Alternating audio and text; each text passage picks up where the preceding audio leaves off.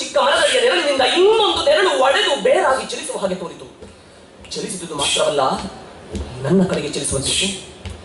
ಕೂಲಂಕುಷ ವಿಚಾರಿಸುವ ಅವಶ್ಯಕತೆ ಏನು? ಕಾಲಿನ ವೇಗವನ್ನು ಹೆಚ್ಚಿಸಿದರಾಯಿತು. ಹೆಚ್ಚಿಸಿದರೆ ಅದರ ವೇಗವು ಹೆಚ್ಚಿತು. ಆ ನೆರಳಿನ ಕೆಲ ಬಲಗಳಲ್ಲಿ ಜನರು ಹೋಗುವುದು ಬರುವುದು ತೋರುತ್ತಿತ್ತು. ಆದರೆ ಆ ನೆರಳು ಮಾತ್ರ ನನ್ನ ವೇಗ ಹೆಚ್ಚಿಸುವುದಷ್ಟೇ, ಸೂಜಿಗಲಿನ ಹಿಂದೆ ಬರುವ ಕಬ್ಬಿಣದಂತೆ ನನ್ನನ್ನೇ ಬೆಂಬತ್ತಿ ಬರುವುದಷ್ಟೇ. ಇದೇನು ಸೋಜಿಗ? ಏನೇ ಆಗಲಿ, ಇಡುವ ಹೆಜ್ಜೆಗಳನ್ನೇ ದೂರವಾಗಿ ಇಡೋಣ ಎಂದು ಬಿಟ್ಟರೆ ಅದು ಹಾಗೆ ಮಾಡಿತು. ಖಚಿತವಾಗಿಯೂ ಅಪಾಯವಿದೆ, ನನಗೊಬ್ಬನಿಗೆ. ಆದ್ರೇನು, ನಮ್ಮ ಕಟ್ಟಡ ಸಮೀಪಿಸುತ್ತಿದೆ, ಅದರ ಬುಡಕ್ಕೆ ಹಾರಬಹುದಷ್ಟೇ. ಹಾಗೆ ಮಾಡಿದೆ. ರಸ್ತೆಯ ಅಂಚಿನಿಂದ ತಟ್ಟನೆ ಸೋಪಾನಕ್ಕೆ ಹಾರಿದೆ. 10 ಮೆಟ್ಟು ಮೇಲೆ ಕೆಳಗೆ ನೋಡ್ತೇನೆ, ಆ ನೆರಳು ನನ್ನ ಕೆಳಗಡೆ ರಸ್ತೆಯಲ್ಲಿ ನಿಂತಂತಿದೆ. ಇನ್ನೇನು ಸಂದೇಹ ಬೇಕಾಗೇ ಇಲ್ಲ, ನನ್ನನ್ನೇ ಓಡಿಸ್ಕೊಂಡು ಬಂದಿದೆ ವಿಪತ್ತು. ಮೈ ನಡುಗಿತು, ಬಾಯಿ ಚೀರಿತು. ನನ್ನ ಕೈ ತಾನಾಗಿ ಏಡಿನೊಳಗಿದ್ದ ಚೂರಿಯನ್ನು ಬಿಚ್ಚಿ ನನ್ನನ್ನು ಅನುಸರಿಸುತ್ತಿದ್ದ ನೆರಳಿನ ಕಡೆಗೆ ಎಸೆಯಿತು. ನನ್ನ ಚೀರಾಟ, ಚೂರಿಯ ಠಣತ್ಕಾರ, ಇಲ್ಲಿ ಏನೋ ದೊಡ್ಡ ದೊಂಬಿ ಆಗ್ತಾ ಇದೆ ಎಂದು ರಸ್ತೆಯಲ್ಲಿ ಹೋಗ್ತಿದ್ದವರು, ಮನೆಯ ಒಳಗಿದ್ದವರು, ಹೊರಗಿದ್ದವರು ಎಲ್ಲರೂ ಒಂದಾಗಿ ದಿಗಿಲೆಬ್ಬಿಸಿದರು. ನೆರಳು ಓಡಿತು. 18 ಜನರು ಓಡಿದರು. ಹೊಡೆಯರೋ ಹೊಡೆಯರೋ ಎಂಬ ಆರ್ಭಟ. ಮೇಲಿನವರು, ಕೆಳಗಿನವರು, ಆ ಕಡೆಯವರು, ಈ ಕಡೆಯವರು ಎಲ್ಲರೂ ಕೂಡಿ ಓಡುವ ವ್ಯಕ್ತಿಯ ಹಿಂದೆ, ಅದನ್ನ ಬೆಂಬತ್ತುವ ಜನರ ಹಿಂದೆ ಓಡತೊಡಗಿದರು. ಯಾರು ಏನು ಅಂತ ವಿಚಾರಿಸೋದಕ್ಕೆ ಯಾರಿಗೂ ಅವಕಾಶವೇ ಇರಲಿಲ್ಲ.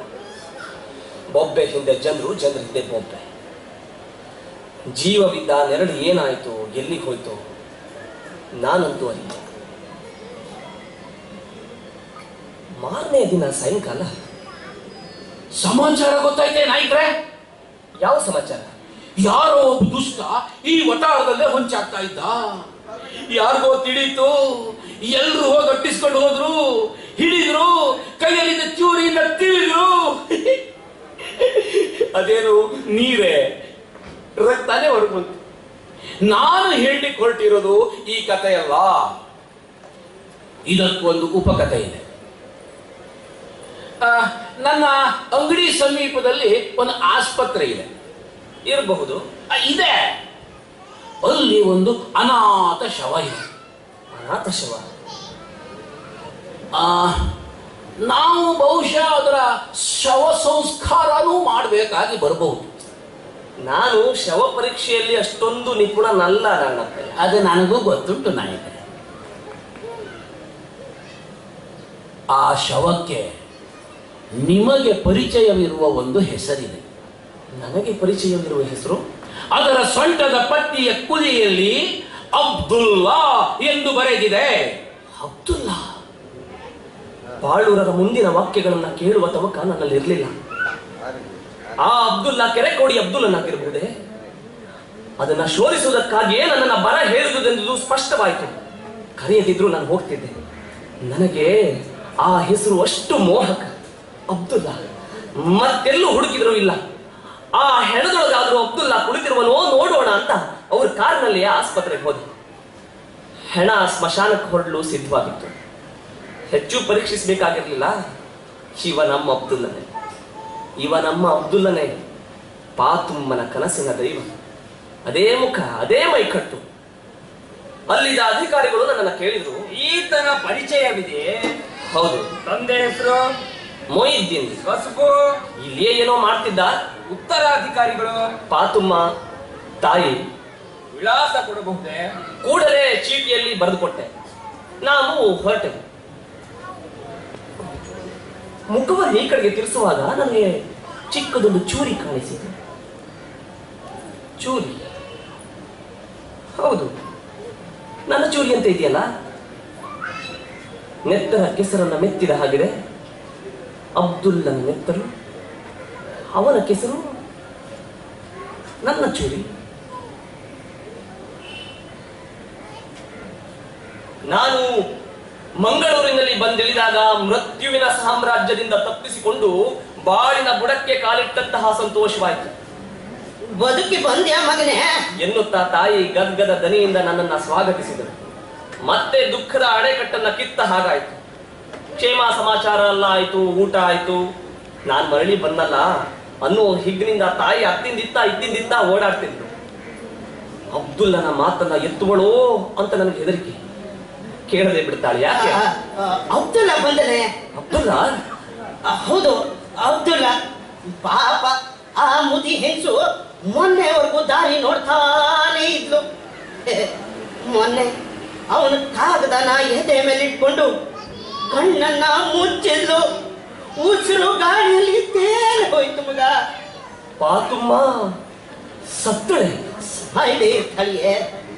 ಯಾವ ಒಂದು ಜೀವದ ಮೇಲೆ ಆಸೆ ಇಟ್ಟು ಇದುವರೆಗೆ ఎక్కువ ಇಸಿರನ್ನ ಇಟ್ಕೊಂಡಿದ್ಲೋ ಆ ಜೀವ ಇದ್ರು ಇಲ್ಲದಂತಾಗಿರುವಾಗ ಆ ಹೆಣ್ಣು ಮಗಳು ಸಾಯ್ದೆ ಇನ್ನೇನು ಮಾಡ್ತಾಳೆ? ಅಬ್ದುಲ್ಲಾ ಬರುವುದಿಲ್ಲ ಅಂದ್ರೇನೋ? ಹಾಗೆ ಹೇಳಲಿಲ್ಲ. ಅವನು ಕಣ್ಣಿಗೆ ಸಿಕ್ಕಲಿಲ್ವೇ? ಸಿಕ್ಕಿತು. ಅವನ ಹೆಣ. ಇದ್ರ ಅರ್ಥ ಏನು ಮಗು? ತಿವಿಸ್ಕೊಂಡು ಬೀದಿಯಲ್ಲಿ ಬೀಳ್ತಾರಲ್ಲ ಅವರಂತೆ ಆದ. ಅಯ್ಯೋ, ಹೀಗೂ ಆಯ್ತೆ. ಚಿನ್ನದಂತ ಹುಡುಗನಾಗಿದ್ನಲ್ಲ ಪಾತುಮ್ಮ, ನೀನೇ ಪುಣ್ಯವಂತೆ. ಮಗನ ಸಾವಿನ ಸುದ್ದಿ ಬರುವ ಮುಂಚೆ ಈ ಹಾಳು ಲೋಕವನ್ನ ಬಿಟ್ಟಿಯಲ್ಲ. ಹಿಂದೂಸ್ತಾನ ಪಾಕಿಸ್ತಾನ ಎಂದು ಒಬ್ರು ಇನ್ನೊಬ್ರನ್ನ ತಿವಿಬೇಕೆ? ಮಗು, ಇದರಿಂದ ಆಗೋದು ಪಾಕಿಸ್ತಾನವಲ್ಲ, ಹಿಂದೂಸ್ತಾನವಲ್ಲ, ಭೂತಸ್ಥಾನ, ಭೂತಸ್ಥಾನ, ಭೂತಸ್ಥಾನ.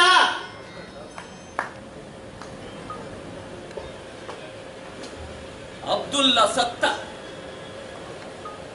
ತಿವಿಸಿಕೊಂಡು ಸತ್ತ. ನಾನು ತಿವಿಯದಿದ್ರು ನನ್ನ ಚೂರಿಯೇ ಅವನಿಗೆ ಮೃತ್ಯುವಾದಂತಿತ್ತು. ಅಣ್ಣನ ಚೂರಿ ತಮ್ಮನ ಎದೆಗೆ. ಇಂದು ಅಬ್ದುಲ್ಲನ ದಿನ, ನಾಳೆ ನನ್ನ ದಿನ. ಬಹುಶಃ ಇದಕ್ಕೆ ಒಂದು 10 ವರ್ಷ ಜಾಸ್ತಿ ಆಗ್ಬೋದು ಏನು. ಪಾತುಮ್ಮ ಸತ್ತಳು. ತನ್ನ ಮಗನ ಉದ್ಧಾರಕನು ಈ ರಾಮಣ್ಣನೆಂಬ ದೃಢ ವಿಶ್ವಾಸದಿಂದ ಸತ್ತಿರಬಹುದು. ಪಾತುಮ್ಮನು ಪ್ರೇತ ಆಗ್ತಾಳೆ. ಪ್ರೇತವಾಗಿ ಚೂರಿಯ ಕಥೆಯ ಮೂಲವನ್ನ ತಿಳಿತಾಳೆ. ಆ ರಾತ್ರಿ ನಾನು ಊಟ ತೀರಿಸಿ ಮನೆಗೆ ಬರ್ತಾ ಇದ್ದದು, ಒಂದು ನೆರಳು ನನ್ನನ್ನು ಹಿಂಬಾಲಿಸಿದುದು, ನಾನು ಸಂದೇಹದಿಂದ ಓಡಿದುದು, ಕೊನೆಗೆ ಅದೇ ಅಬ್ದುಲ್ಲನಿಗೆ ಮೃತ್ಯುವಾಗಿ ಪರಿಣಮಿಸಿದುದು. ಈ ಗುಟ್ಟು ಆ ಮುದುಕಿಯ ಪ್ರೇತಕ್ಕೆ ತಿಳಿಯದಿರುವುದೇ?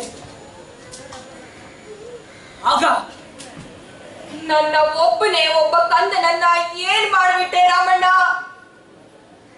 ನೀನು ಹೇಳಿದುದೇನು ಮತ್ತೆ ಮಾಡಿದುದೇನು ಹೇಳು. ನೀನು ಹೇಳಿದುದೇನು ಮತ್ತೆ ಮಾಡಿದುದೇನು ಅಂತ ಹೇಳಿದ್ರೆ ನಾನು